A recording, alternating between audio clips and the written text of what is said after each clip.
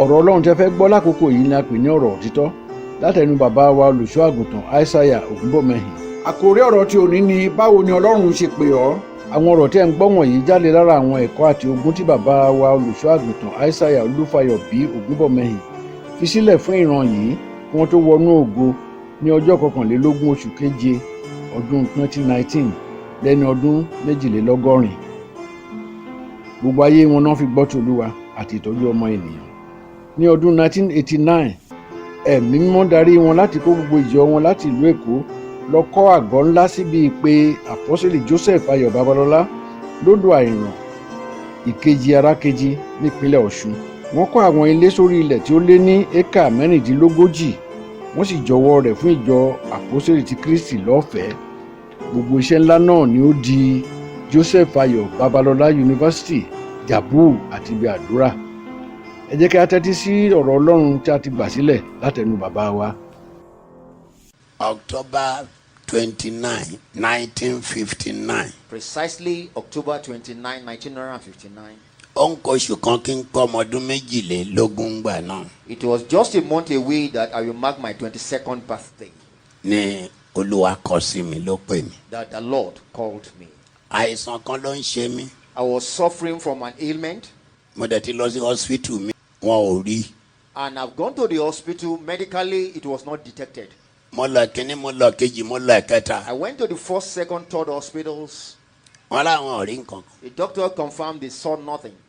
Akọ́kọ́rọ́ ló dẹ̀ ń yọ mí lẹ́nu lọ́jọ́. Whereas I was suffering from toothache. Bí wọn ò ṣe wá rí akọ́kọ́rọ́ yẹn. Why it could not be detected medically? Tí gbogbo ìrìn kì mí kẹ̀dẹ̀rẹ̀ tó wú. And all my jaws were swollen. Tí mo ń wá tọ́bẹ̀ ọmọ kékeré. And I was salivating like a baby. Mi lè jẹun. I could not eat. Adẹnikẹ́ bá wa yẹ̀ wò ẹlẹ́rìí nǹkan kan. And I went for medical solution. They denied me. They couldn't detect anything. Ìjà wo ni màá ṣe léyìí gbà? For how long shall I continue to suffer in pain? Mo wá decide pé mo fẹ́ para mi. I took a decision to terminate my life. Èmi ò gba Ọlọ́run gbọ́ kan lọ títí. Nígbà tí Ọlọ́run wà lókè. I never believe in God to that extent. Tí mo wà nínú wàhálà báyìí. God is above and he saw me in this. Mi dẹ́gbà gbọ́ fẹ́ràn mi ẹni. I never believe God exists, and if he does exist, he doesn't love me. Tó bá fẹ́ràn mi kì í ṣe tí mo wà nínú wàhálà báyìí. If he loves me, why should he push me through such pain? Báwo ni dókítà yẹn máa sọ pé òun ò rohun tó ń ṣe? And medically they said they couldn't detect my ailment. So mo decide pé máa para. So I took a bold Mo dẹ̀ ti step. ṣe nǹkan tí màá fi para mi lẹ̀. I was going to terminate my life, and I prepared a concussion to terminate that life.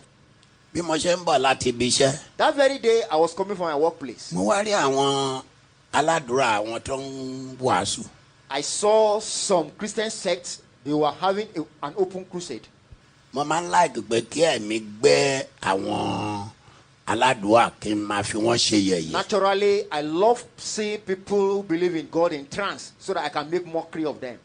Ìyẹn ni mo fẹ́ ṣe. That was my intention that day. Kì í gbé mo fẹ́ gbọ́ wàásù kò yẹ kí ló fẹ́ kàn pẹ̀lú wàásù. I was not there to listen to any ministration. Mi gba Ọlọ́run gbọ́, mi gba ránṣẹ́ Ọlọ́run I gbọ́, don't mi believe gba in God. kankan I gbọ́ don't mi o. believe in any revivalist. I believe in nothing. Anyway, nǹkan tí mo fẹ́ lọ ṣe yẹn ló wà lọ́kàn. In fact, my intention was to make mockery of them. Bàdà ti kúrò ń bẹ̀ ń lọ ṣọkùnrin. And after making jest of them, I go home and complete the deal. That is to terminate my life. Mo gun kẹ̀kẹ́ ni mo wá dúró. That time, I was riding on Bí the mo ṣe bicycle. dúró báyìí. The moment I stopped, Bẹ́ẹ̀ ni ìránṣẹ́ Ọlọ́run yẹn. and the revivalist, Tọ́lọ́run fi ṣàǹgẹ́lì fún mi lọ́jọ́ náà. which the Lord used as my angel that day, ló bá ní ẹ gbọ́wọ́ síbi tó ń dùn yín. and he instructed everybody, place your hand at the point of pain. Ó tẹnu mọ́ ó sọ. He repeated this statement Gbadé kìí ṣe yẹn lèmi ń fẹ́. when that was not my intention of branching. mi tí ẹ gbọ́ pé èèyàn gbàdúrà èèyàn sàn rí mi I ò gbọ́ rí never believe in divine healing, that somebody can pray and someone will receive healing. I mi never ò had gbọ́ it. rí so mi ìdẹ̀ gbàgbọ́. I never had it, so I didn't believe in it. ṣé bí wọ́n máa ń sọ pé ìgbàgbọ́ èèyàn mú yàn lára dá ṣùgbọ́n lọ́jọ́ tí mi ń wí But this day in question, Ọlọ́run ò wo ìgbàgbọ́ mi God never considered my faith. kì í ṣe ìgbàgbọ́ mi ló mú mi He lára dá. didn't consider my faith. nígbà tí ìránṣẹ́ Ọlọ́run ibẹ̀ ṣe sọ pé gbọ́wọ́ síbi tó ń dùn ẹ̀ gbọ́wọ́ síbi tó When ń the dùn minister ẹ̀ of God repeated a fẹ́ lọ it 3 times, gbàdúrà a place fẹ́ your lọ hand at the point gbàdúrà of prayer, we are about to pray. gbà tó dẹ̀ sọ títí When he repeated it several times, Bá gbọ́wọ́ sórí mi. and then just place my hand at the, kì í ṣe orí On ló my head. orí ò fọ́ mi mark you, I had no headache. mi ò ní gbàgbọ́ sí gbogbo ohun tó ń sọ I yẹn don't believe in what he was preaching. mo gbọ́wọ́ sórí mi. Just for the fun of it, I placed torí my ó ń hand on tẹnu my mọ́ head. gbọ́wọ́ síbi tó ń dùn ẹ́. And he gbọ́wọ́ was síbi tó. saying it. Place your hand at mi the point tẹ of gbọ́ pain. wàásù mi mọ ohun tó ń fi wàásù. I never listened to the theme of the message because I ìfà wasn't. kàníṣe náà wàásù If they had ministered, máa kúrò ń bẹ̀ máa lọ lé I would have left. torí mi ò fẹ́ waste time torí nǹkan tí mo fẹ́ ṣe. I never wanted to waste time. I made up my mind to terminate my life that ṣùgbọ́n day. gbọ́wọ́ síbi tó ń dùn ẹ́ gbọ́wọ́ síbi tó ń dùn ẹ́ He ni mo was bá saying pàdé. it repeatedly. Place your hand at your point of pain. àwọn aládùúrà wọn máa ń ríran. I said in my mind, well, they are seers. bóyá ó ti rí mi pé mi ò gbọ́wọ́ síbikíbi. Maybe the man have realized I was not responding. ni to mo his fi gbọ́wọ́ call. sórí. I placed my hand on my bá head. gbọ́wọ́ sórí wàá fi mí lọ́rùn lẹ̀. If I place my hand on my head, well, maybe you leave me alone. ibi tó ń dùn mí wà o. Whereas I had a tó point yẹ of kí n pain, gbọ́wọ́ sí o. which I should have responded as ṣùgbọ́n mi ò instructed. ní gbàgbọ́ sóhun But tó ń sọ. I believed not in what he was saying. ló bá korúkọ Jésù. And he began to pray. He mentioned his name. lórúkọ jésù lórúkọ jésù. èmi ò mọ̀ pé wọ́n máa ń pè lẹ́ẹ̀mẹ́ta. I never knew you have to say it 3 times.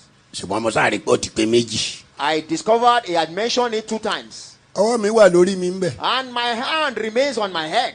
mo lajú mò ń wò. I opened my eyes so wide. I was watching the drama unfolding.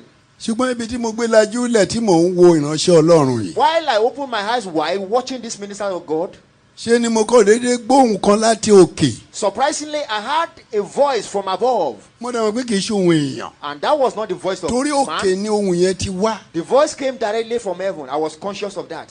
ó ní ṣé orí ló ń dun ẹ́ The ní. man was categorical. His head. ó The point gbọ́ of pé kó pain. gbọ́wọ́ síbi tó ń dùn Can't ẹ́. you place your hand at the point of pain? gbọ́wọ́ síbi tó ń Come dùn. on, place your hand at the point of pain. ní gbogbo ara mi ń gbọ̀n ní mò ń I gbọ̀n shook. pẹ́pẹ́pẹ́pẹ́pẹ́pẹ́pẹ́pẹ́. I had some shivering tones moving down my nerves. mi ìmọ̀gbà tí mo gbọ́wọ́ sí ẹ̀kẹ́ mi. Unconsciously, I never knew when I placed my hand at the point of pain, which bí was mo my ṣe cheeks. gbọ́wọ́ sí ẹ̀kẹ́ báyìí. The moment I placed my hand on my cheeks, nìránṣẹ́ ọlọ́run yẹn sọ̀rọ̀. and the minister of God began ló to say tún ní this, lórúkọ jésù lẹ́ẹ̀kẹta. ọwọ́ mi ti wá wà níbi tó ń dùn mí and gbà. my hand was well placed then at my point of pain. ohun yẹn ti sọ pé kí n gbọ́wọ́ síbẹ̀. The voice from above has instructed èmi me. ò mọ̀ pé Place your ohun hand olúwa on- ni o mo sá mọ̀ pé I mo never gbóhùn kan. recognized that was voice, but I knew I had a voice. ṣùgbọ́n mo mọ̀ pé kì í ṣe ènìyàn ló ń bá mi But sọ. I knew man was not talking to me. mi ò gbóhùn olúwa rí mi mọ I ohun never tó ń pè had the bẹ́ẹ̀. voice of God, so I can't discern it. ṣùgbọ́n mo rí i pé mo sá gbóhùn ṣá. But I discovered I was conscious I had a voice. àná ọwọ́ mi dẹ̀ wà níbi tí ó ń dùn mí. And unconsciously, my hand was placed at the point of pain. ohun tí mo lè sọ lórí yẹn ni. That was what I can narrate at that. nìránṣẹ́ ọlọ́run yìí bá bẹ̀rẹ̀. And the minister of God began. ló bá ní gbogbo ẹ̀ máa kòkòrò. All the spirit of toothache, tó ń yọ mí lẹ́nu yẹn. which the victim was suffering from, òun ni ìránṣẹ́ ọlọ́run yìí ló dárúkọ. that was the exact thing the man mentioned. ọlọ́run fi ṣàǹgẹ́lì mi lọ́jọ́ náà. God used him as my angel that day. ó gbé wọ̀tì mi lọ́rùn. God empowered him that night. ó ní gbogbo ẹ̀ máa kòkòrò. I repeat, all the spirit of toothache, ó fẹ́ lọ para ẹ̀. wanting to lead to termination of life. tó bá délé ó ń lọ para ẹ̀. When he gets home, he will terminate his life. ó ti lọ sọ́dọ̀ dókítà kínní. He has gone to the first ó lọ doctor. sọ́dọ̀ dókítà kejì.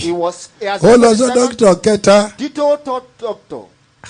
mo ń gbọ́ gbogbo ẹ̀mí. I was hearing his mo dẹ̀ mọ̀ pé analysis. kò lè rí mi níbi tí mo wà torí Where mo jìnnà. I was far away from him. I knew this man could ẹ bó have tiẹ̀ seen rí me. mi báwo ló ṣe mọ gbogbo nǹkan tí mo fẹ́ ṣe. Even though he could see me, how could he have known my plan and intention? ọlọ́run lè gbé wọ̀tì mi lọ́rùn. God used him, tí ò fẹ́ kí n para mi lọ́jọ́ not náà. wanting me to ló have ṣe to kill rán myself that day. sáyé mi. He sent it forth to me as an angel.